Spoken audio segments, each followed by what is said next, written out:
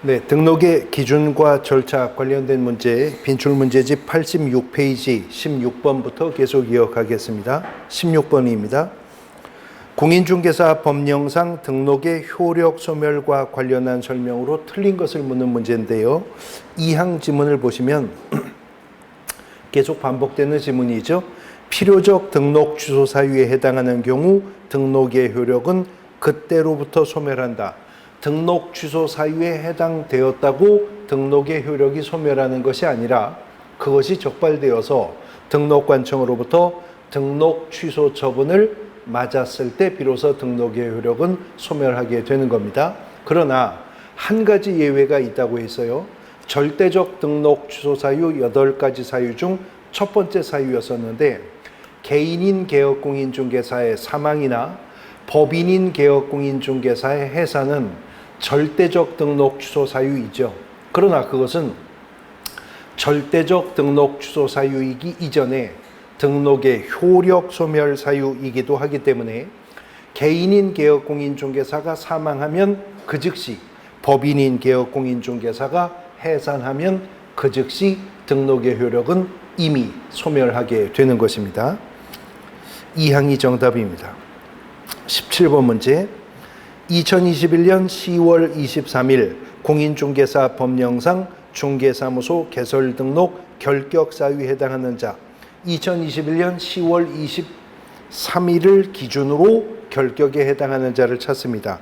1항 형의 선고유예 기간 중에 있는 자 공인중개사법 10조 1항 각호에 규정된 결격 사유 규정 중에 유예 기간 동안 결격이 되는 것은 금고 이상형의 무슨 유예죠? 집행유예만 유예 기간 동안 결격 사유가 되는 것이지 검사의 기소유예 처분이나 판사의 선고유예 처분은 애초부터 결격 사유에 해당하지도 않는 것이죠. 집행유예만 유예 기간 동안 결격인 겁니다. 2항 2015년 4월 15일 파산 선고를 받고 2021년 4월 15일 복권이 된 자, 파산 선고를 받은 자가 복권 결정을 받으면 그 즉시 결격을 벗어나죠. 4월에 복권이 되었다면 4월 15일에 이미 결격 사유는 벗어난 자입니다. 3항 도로교통법을 위반하여 2018년 11월 15일 벌금 500만 원을 선고받은 자, 벌금형은 금고 이상형이 아니기 때문에 벌금형이 결격 사유가 되려면 두 가지 추가되는 조건이 있어야죠. 첫 번째는 공인중개사법 위반이고 그리고 300만 원 이상의 벌금형이었어야 됩니다. 지금 벌금 500을 선고받았으니까 300만 원 이상이기는 한데 공인중개사법 위반이 아니라 도로교통법 위반이었기 때문에 결격에 해당하지 않게 되는 거죠. 4항 거짓으로 중개사무소 개설 등록을 하여 2018년 11월 15일 개설 등록이 취소가 되었다면 등록 취소 후 3년간의 결격 기간이 적용되죠. 그러므로 2021년 11월까지는 결격에 속할 것입니다. 4항이 결격에 해당하는 자가 되겠고요. 그 다음 5항 2021년 4월 15일 공인중개사 자격의 정지 처분을 받은 자 소속 공인중개사가 자격 정지 처분을 받고 자격 정지 기간 중에 있다면 그 자는 결격에 해당하는 자입니다. 그런데 4월 15일에 자격 정지 처분을 받았다고 했는데 업무 정지 처분도 그렇지만 자격 정지 처분은 6개월을 초과하여 처분 내릴 수가 없죠.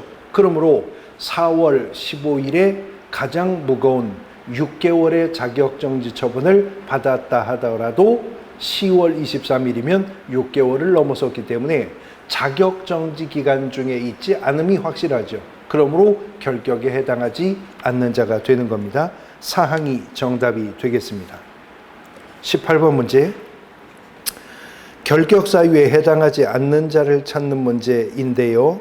3항을 보시면 징역 2년을 선고받고 만기 출소하여 3년이 경과한 자 그랬습니다. 공인중개사법은 금고 이상의 실형을 선고받은 자가 집행이 종료되거나 집행이 면제가 된 날로부터 3년간 결격에 속한다는 규정을 두고 있죠. 만기 출소했다는 것은 집행이 종료된 겁니다. 형기 만료로 집행이 종료가 되었고 집행이 종료되고 3년이 경과했기 때문에 이자는 결격을 벗어나 있는 자가 되는 거죠. 사망이 정답이 되겠습니다. 19번. 이 19번 문제에 대해서는 학습 질문 하시는 분들이 많이 있는데요. 유의해서 문제 보셔야 됩니다.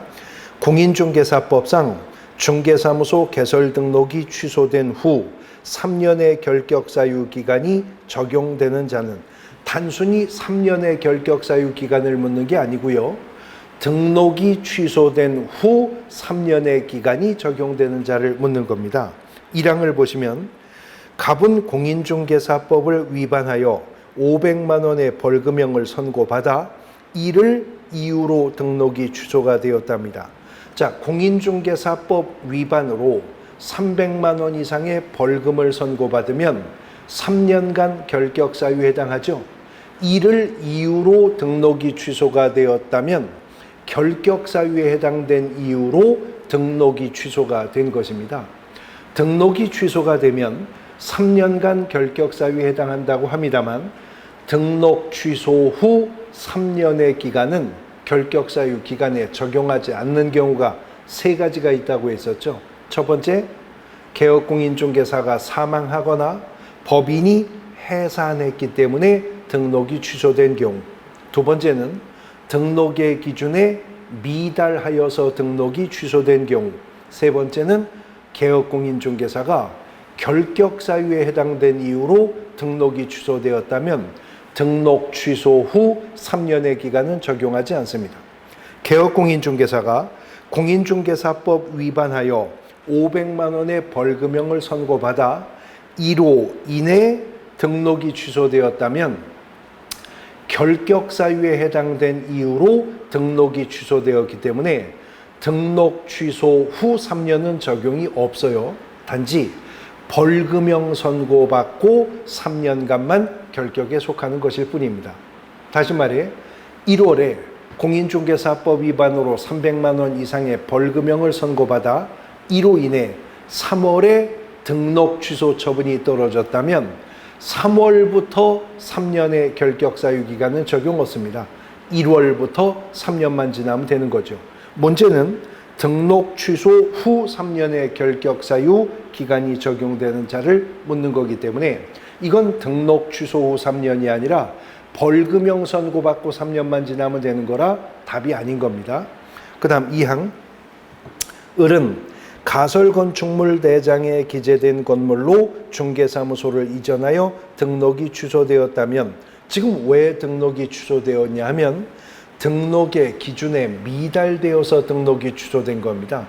등록 기준 미달로 인한 등록 취소도 등록 취소 후 3년 적용하지 않는 거죠. 3항. 병은 의뢰인과 직접 거래한 사실이 적발되어서 등록이 취소되었다면 금지행위 위반으로 등록이 취소된 거죠. 지금은 등록 취소 후 3년의 기간이 결격 기간으로 적용되는 겁니다. 그래서 사망이 정답이 되는 거고요. 4항. 법인인 개업공인중개사 정은 해산이 되어서 이를 이유로 등록이 취소되었다. 개인이 사망하거나 법인이 해산했기 때문에 등록이 취소가 되면 등록 취소 후 3년의 기간 적용이 없다고 했었습니다. 5항. 무는 폐업 신고 후 1년이 경과된 뒤 재등록을 했다가 폐업 전 중개사무소 등록증 양도대여건으로 중개사무소 개설 등록이 취소되었다. 재등록 개업공인중개사가 폐업 전 위반 행위로 인해 등록이 취소가 되었다면 그때는 결격사유 기간을 계산할 때 등록 취소 후 3년에서 폐업 기간은 빼주는 거죠. 지금 1년의 폐업 기간을 가진 상태에서 재등록했다가 폐업 전 위반 행위로 등록이 취소되었기 때문에 등록 취소 후 3년에서 폐업 기간 1년은 빼주는 겁니다. 그러므로 이자는 등록 취소 후 2년간만 결격에 해당하는 자가 되는 거죠. 그래서 사망이 정답이 되는 것입니다. 20번 문제. 공인중개사 법령상 등록의 결격 사유인 동시에 공인중개사 자격을 취득하지 못하는 사유에 해당하는 것은 우리 공인중개사법의 결격 사유에도 해당하면서 응시자격 제한에도 중복되어 해당하는 것은 오직 딱 하나밖에 없습니다. 1항인데요. 공인중개사 자격 취소를 받은 날로부터 3년이 경과하지 아니한 자, 이자뿐입니다. 그러므로 자격이 취소된 자는 3년간은 공인중개사 자격을 재취득할 수가 없을 뿐만 아니라 그 3년간은 등록의 결격 사유에 해당하기 때문에 중개보조원도 못합니다. 법인의 임원 또는 사원조차도 될 수가 없는 자가 되는 거죠. 그리고 나머지는 별개입니다. 그래서 부정행위로 적발되어 시험이 무효 처분이 된 자는 그 무효 처분일로부터 5년간은 공인중개사 시험에 응시할 수 없죠. 그러나 응시의 결격에 해당하는 자일 뿐이지 등록의 결격에는 해당한 적이 없기 때문에 부정행위로 적발되어 시험이 무효 처분이 되고 처분일로부터 5년이 경과하지 않았다 하더라도 그 자는 중개보조원을 할 수 있습니다. 법인의 공인중개사인 임사원, 공인중개사가 아닌 임사원 할 수가 있는 겁니다. 또 거꾸로요. 미성년자, 피성년 후견인, 피한정 후견인, 파산자, 금고 이상형의 수형자 이런 자들은 등록의 결격 사유에 해당할 뿐이지 응시 자격 제한은 없는 자이기 때문에 미성년자도 피성년 후견인도 피한정 후견인도 파산자도 금고 이상형의 수형자도 공인중개사 시험에 응시할 수 있는 겁니다. 자격 취소 후 3년 이것만 응시 자격 제한에도 속하고 등록의 결격에도 속하는 자인 겁니다. 1항이 정답이 되겠습니다. 21번. 공인중개사인 개업공인중개사 갑은 공인중개사법을 위반하여 징역 6개월형을 선고받았으며 이로 인해 2개월 후에 공인중개사 자격이 취소가 되었답니다. 부칙상의 개업공인중개사 을은 변호사법을 위반하여 금고 2년에 집행유예 4년을 받았다. 이들은 동일한 날 기소되어 형의 선고를 받았다. 이에 관한 설명으로 틀린 것을 묻고 있습니다. 이건 지문 5개 다 보겠습니다. 1항, 갑은 3년 6개월 동안 결격 사유에 해당하게 된다. 갑이 지금 공인중개사법 위반으로 징역 6개월을 선고받았다고 하죠. 그러면 그 6개월이 지나고 집행이 종료된 후 3년간 추가 결격에 속하니까 지금 갑에게 해당하는 결격 사유 중 가장 늦게 끝나는 게 이 사유가 되죠. 3년 6개월간 결격에 해당합니다. 2항, 갑의 중개업 등록 주소는 등록관청이 행하나 공인중개사 자격 주소는 등록관청이 할 수 없다. 그렇죠. 등록 취소는 등록관청이 처분권자가 되지만 자격 취소는 시도지사가 처분권자가 되죠. 구체적으로 갑에게 어느 시도지사가 자격을 취소합니까? 자격증 교부한 시도지사가 자격을 취소하는데 지금 단순히 징역 6개월을 선고받은 게 아니고요. 공인중개사법을 위반하여 징역형을 선고받았기 때문에 이거는 자격 취소 사유도 되는 것인 겁니다. 그 다음에 3항, 갑의 결격 사유 기간이 을보다 짧다. 갑은 앞서 보신 1항 지문처럼 3년 6개월 동안 결격에 속하죠. 근데 을은요, 금고 2년에 집행유예 4년을 받았기 때문에 유예 기간 동안, 즉 집행유예 4년간 결격에 속하니까 갑이 을보다 결격 사유 기간은 짧은 것이 맞습니다. 4항, 을은 결격 사유 기간이 만료하여도 다시 부칙상의 개업공인중개사가 될 수가 없다. 그렇죠. 을이 결격 사유에 해당되었기 때문에 을은 반드시 등록이 취소될 것인데 부칙상의 개업공인중개사가 한 번 등록이 취소되거나 부칙상의 개업공인중개사가 스스로 폐업 신고하면 다시는 영원히 부칙상의 개혁공인중개사로 돌아올 수는 없는 겁니다. 5항 공인중개사 자격은 갑이 을보다 먼저 취득할 수 있으며 중기업의 종사도 갑이 더 빠르다 그랬는데요. 갑은요 자격이 취소되었잖아요. 방금 전 문제에서 보셨듯이 자격 취소는 3년간 결격사유에 해당할 뿐만 아니라 응시자격 제한기간이기도 합니다. 그러므로 갑은 3년이 지나야만 공인중개사 시험에 응시가 가능하지만 을은 당장 올해 공인중개사 시험도 응시할 수 있죠. 그러므로 공인중개사 자격은 을이 갑보다 먼저 취득할 수가 있게 되는 것입니다. 5항이 틀린 지문으로 정답이 됩니다. 22번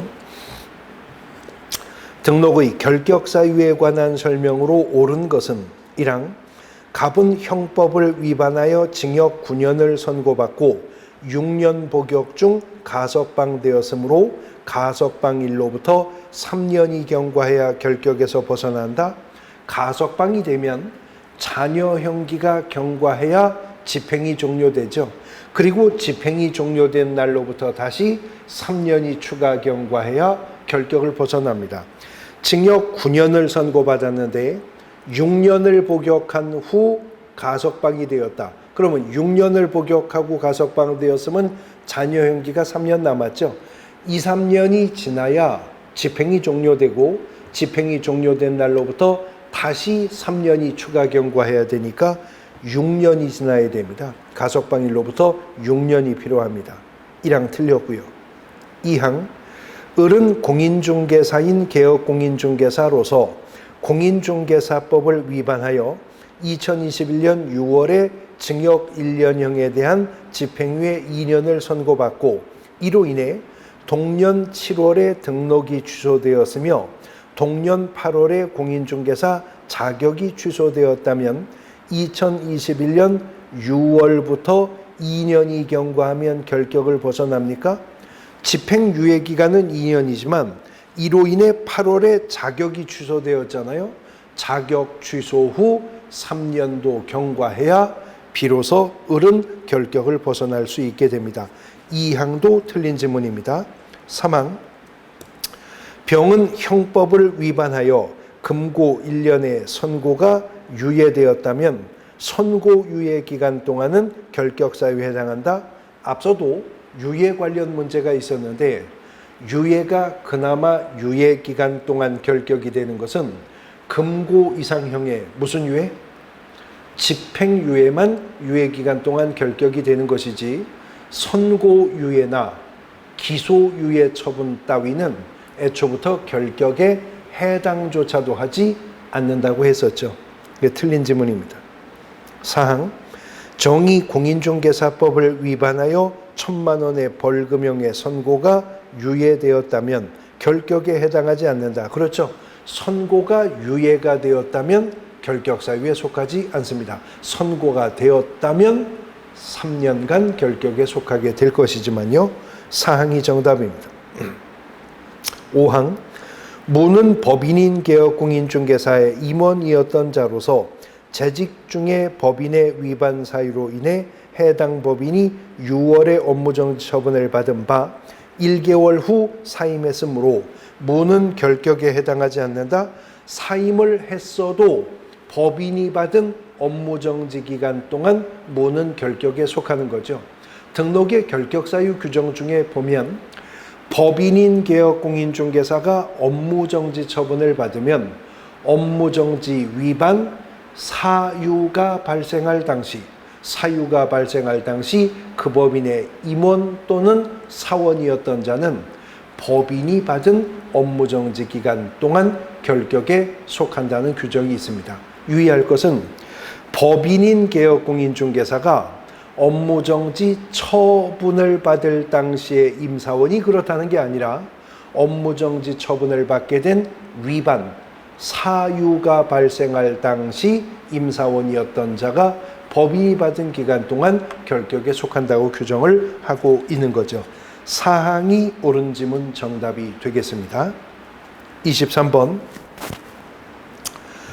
공인중개사 법령상 개업공인중개사의 고용인이 될 수 있는 자는 1항 공인중개사 자격시험에 응시하여 부정행위로 적발된 후 1년이 경과되지 않았다면 이자는 4년 이상 더 지나야 공인중개사 시험에 응시 가능하죠.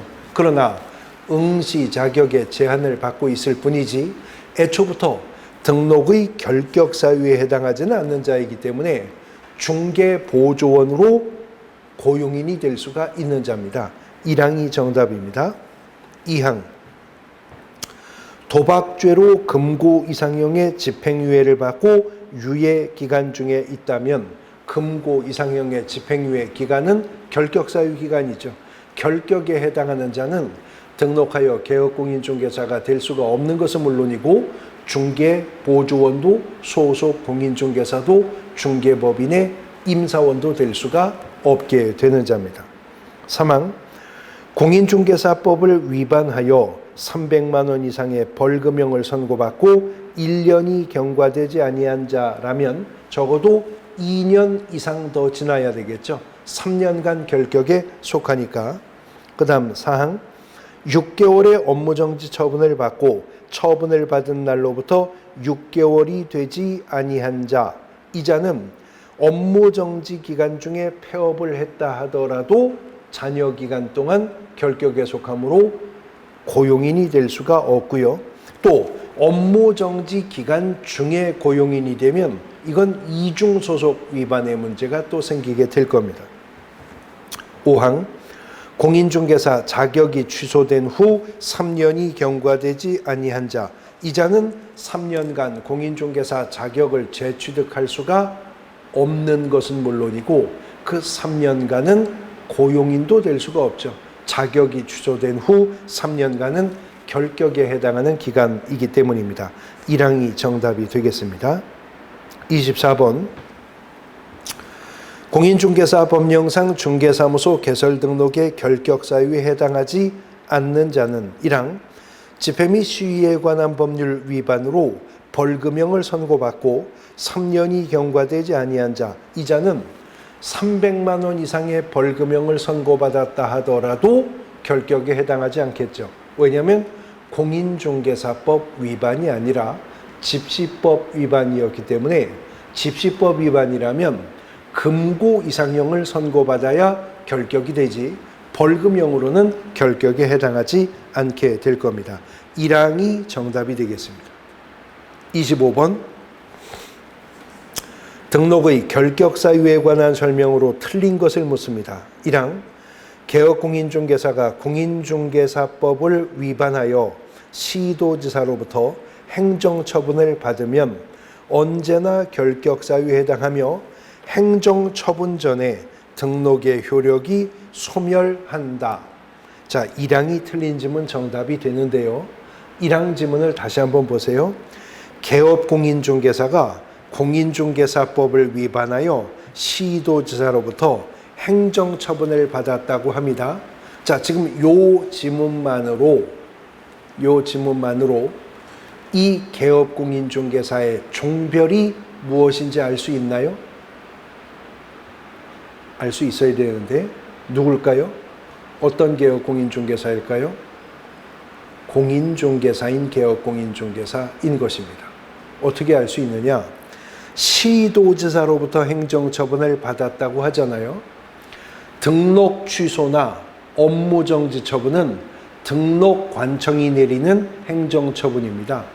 시도지사가 내리는 행정처분이 두 가지인데 자격 취소와 자격 정지죠. 그런데 자격 정지 처분은 소속 공인중개사에게 시도지사가 내리는 행정처분이니까 시도지사가 개업공인중개사에게 내리는 유일한 행정처분은 자격 취소입니다. 부칙상의 개업공인중개사는 자격 취소 처분의 대상이 될 수가 없는 자죠. 그 다음 법인인 개업공인중개사는 등록 취소나 업무정지 처분의 대상은 될 수가 있지만 자격 취소의 대상은 아닙니다. 법인인 개업공인중개사의 대표자나 법인인 개업공인중개사의 임사원이 자격 취소 처분을 받을 수는 있어도 법인인 개업공인중개사가 직접 자격 취소 처분의 대상이 되진 않는 거잖아요. 그러므로 개업공인중개사가 시도지사로부터 행정처분을 받았다. 이것만으로도 그 개업공인중개사의 종별이 드러난 거죠. 누굽니까? 공인중개사인 개업공인중개사이고요. 이 행정처분이 무엇인지 드러났죠. 개업공인중개사가 대상이니 자격정지일 리가 없잖아요. 자격 취소 처분입니다. 그럼 이 말이에요. 공인중개사인 개업공인중개사가 시도지사로부터 자격 취소 처분을 받으면 언제나 결격사유에 해당하며, 그렇죠. 자격이 취소되면 3년간 결격사유에 해당되니까요. 근데 그 후속되는 문장, 행정처분 전에 등록의 효력이 소멸한다. 이게 틀린 거죠. 자격 취소 처분을 받으면 결격사유에 해당하는데, 결격사유는 절대적 등록 취소 사유이지 결격사유에 해당하는 것이 등록의 효력 소멸 사유는 아니기 때문에 자격 취소 처분을 받으면 등록관청이 등록을 취소해야 되고, 등록 취소 처분이 떨어졌을 때 비로소 등록의 효력은 소멸하게 되는 것입니다. 1항이 틀린 지문 정답이 되는 것입니다. 26번. 등록의 결격사유에 관한 설명으로 옳은 것을 묻습니다. 옳은 거 1항.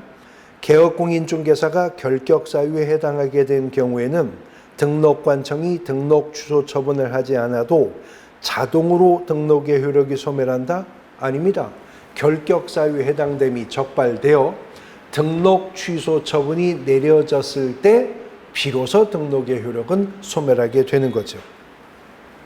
2항. 공인중개사인 개업공인중개사가 공인중개사법에 의하여 자격이 취소가 되어 이로 인해 그 후 등록이 취소가 되면 자격 취소 후 3년간 결격사유가 진행된다. 2항이 옳은 지문 정답인데요. 자, 공인중개사인 개업공인중개사가 자격이 취소가 되면 결격사유에 해당하죠. 개업공인중개사가 결격사유에 해당했으므로 등록관청은 반드시 등록을 취소해야 됩니다. 그런데 자격이 취소가 되어 이로 인해 등록이 취소가 되었다면 지금 결격사유에 해당된 이유로 등록을 취소한 것이기 때문에 등록 취소 후 3년의 결격기간은 적용이 없는 거예요. 그러니까 자격이 취소된 후 3년만 지나면 이자는 결격을 벗어날 수 있게 되는 것이죠.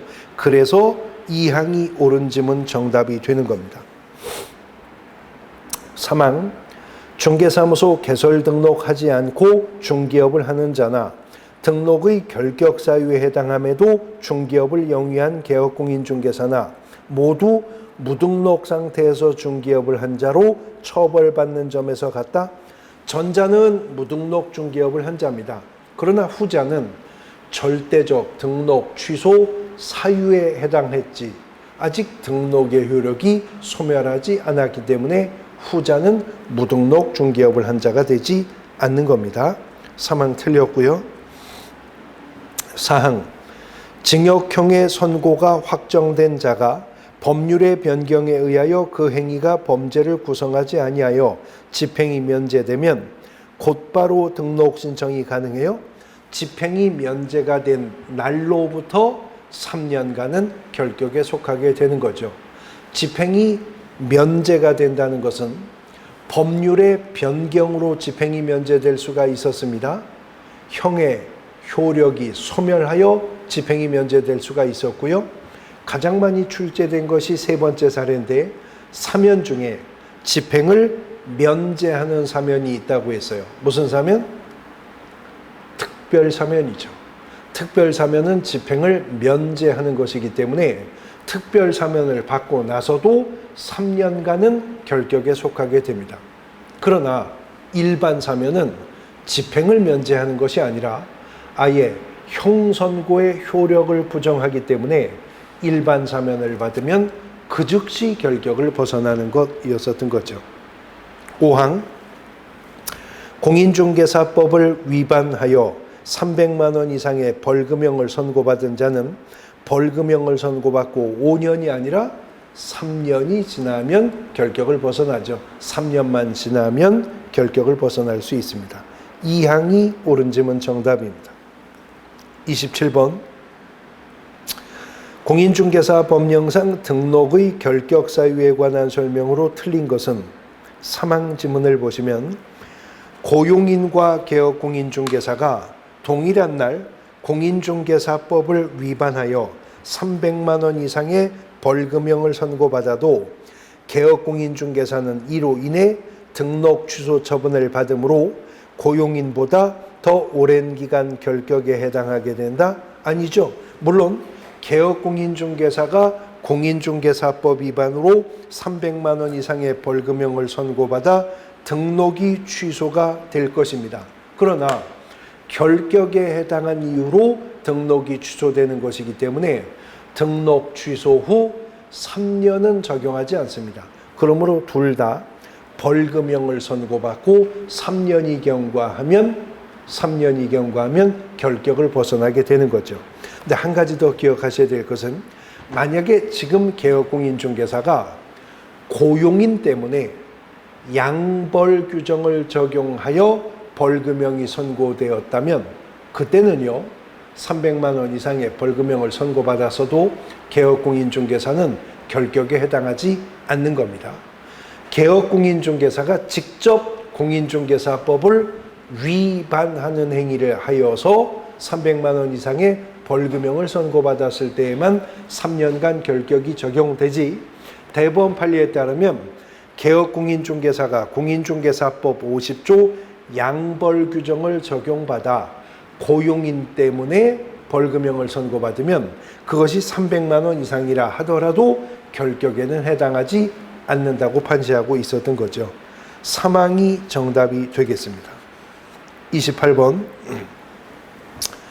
결격 사유에 관한 설명으로 옳은 것을 모두 고르라고 합니다. 기억 금고 이상형의 선고를 받고 가석방된 자는 가석방된 날로부터 3년이 경과하면 결격에 해당하지 않는다? 아니죠. 가석방이 되었으면 자녀 형기가 경과되고 그리고 또 3년이 지났어야 결격을 벗어날 수가 있게 됩니다. 니은 금고 이상형의 선고를 받고 일반 사면을 받은 자는 개업공인중개사가 될 수 있다. 일반 사면은 형선고의 효력을 부정하는 처분이기 때문에 일반 사면 받은 그 즉시 결격을 벗어나는 거니까요. 니은 맞습니다. 디귿 금고 이상형의 선고를 받고 형집행 면제를 받은 날로부터 3년이 경과하지 않은 자는 개업공인중개사가 될 수가 없다. 그렇죠. 집행이 면제가 된 날로부터 3년이 경과해야 결격을 벗어나니까 디귿도 맞습니다. 리을 공인중개사법이 아닌 다른 법률을 위반하여 벌금형을 선고받은 경우에는 결격 사유에 해당해요? 벌금형이 결격 사유가 되려면 일단은 공인중개사법 위반이어야 하고 그리고 300만 원 이상이었을 때 비로소 벌금형은 결격 사유가 되는 거죠. 니은과 디귿만 맞습니다. 3항이 정답입니다. 29번 결격에 해당하지 않는 자를 찾습니다. 4항 지문을 보시면 개업공인중개사 정은 의뢰인과 직접 거래하여 징역 2년의 선고를 받았으나 1년간 복역 중 무슨 사면? 일반 사면을 받았다면 이미 일반 사면을 받는 즉시 결격은 벗어나게 되는 거죠.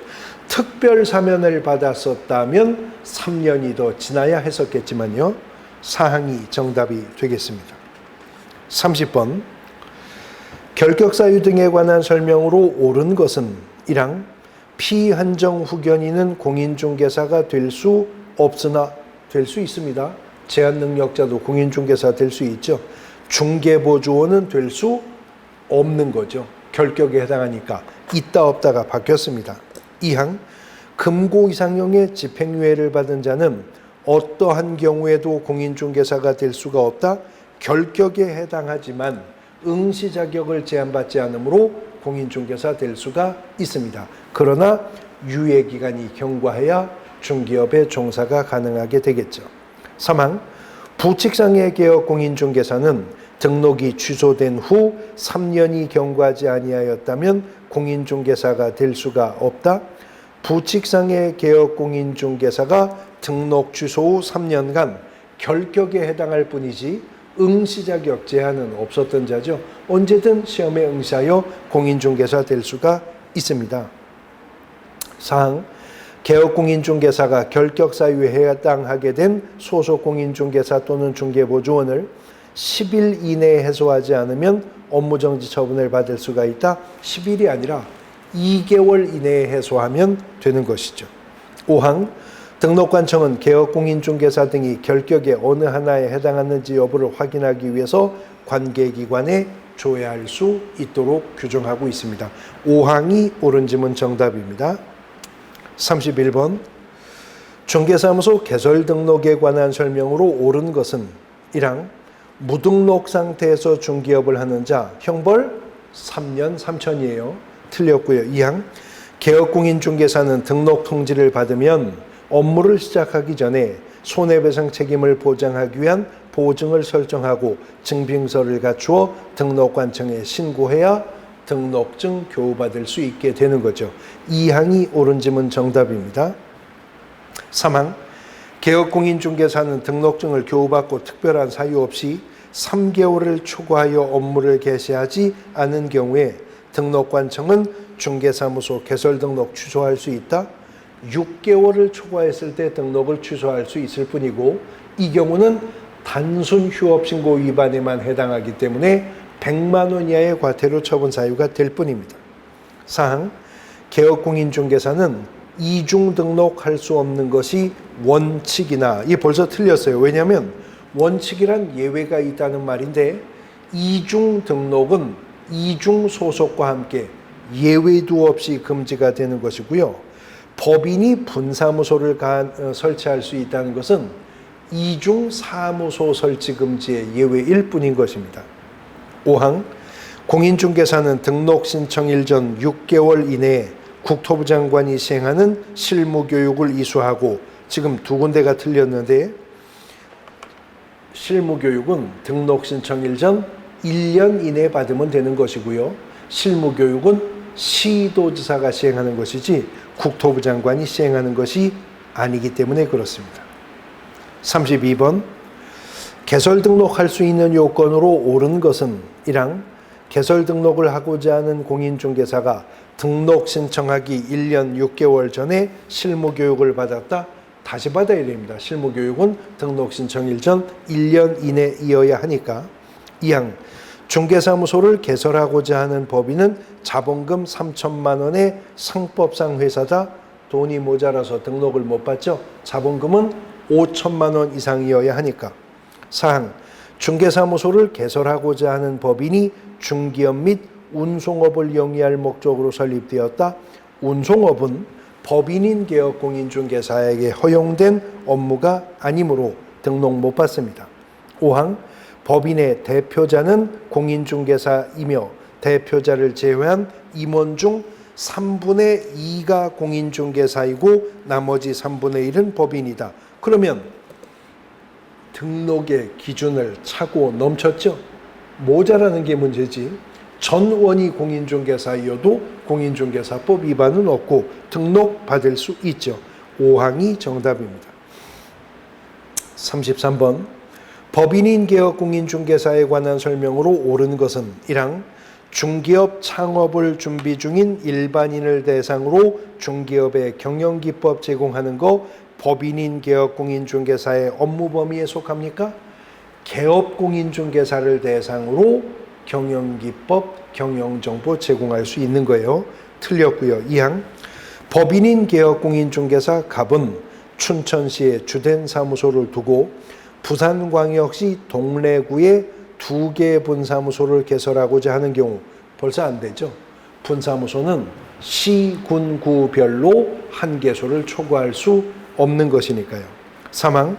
법인인 개업 공인중개사가 분사무소를 개설하고자 하는 경우 책임자 실무교육 받을 필요 없어요. 설치 신고일 전 1년 이내에 실무교육 받았어야 됩니다. 그래서 분사무소 설치 신고 시 제출하는 구비서류 3가지 중에는 책임자인 공인중개사의 실무교육 수료증 사본도 제출해야 하는 것이었었습니다. 사항. 법인인 개업 공인중개사 을은 A건설회사로부터 380세대 최초 입주자를 모집하는 아파트 분양대행을 의뢰받았을 때 이를 수행할 수 없다? 수행할 수 있죠. 상업용 건축물이나 주택에 대한 분양대행은 공인중개사법 14조가 법인인 개업 공인중개사에게 허용해주고 있는 업무이기 때문에 그렇습니다. 그것이 주택법상 사업계획 승인 대상인 주택이냐 아니냐 불문합니다. 입주자 모집 결과 신청자 수가 공급자 수에 미달하느냐 여부도 불문하고 상업용 건축물과 주택은 분양대행할 수가 있는 것입니다.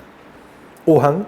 자본금 1억 원인 주식회사 형태의 법인인 개업 공인중개사는 이사 1인을 두어도 무방하다. 그렇죠. 자본금 5천만 원 이상이고 성법상 회사이니까 이 법인 등록할 수 있습니다. 단 이사가 1명이라면 당연히 그 1명은 공인중개사이어야 할 것입니다. 5항이 정답이 되겠습니다. 등록의 결격사유, 등록의 기준과 절차, 등록의 위반과 효과, 등록의 법적 성격, 중개업 등록제 관련된 문제들 보셨고요. 이제 중개사무소의 운영에 관한 문제들 볼 겁니다. 쉬었다가 보도록 하겠습니다.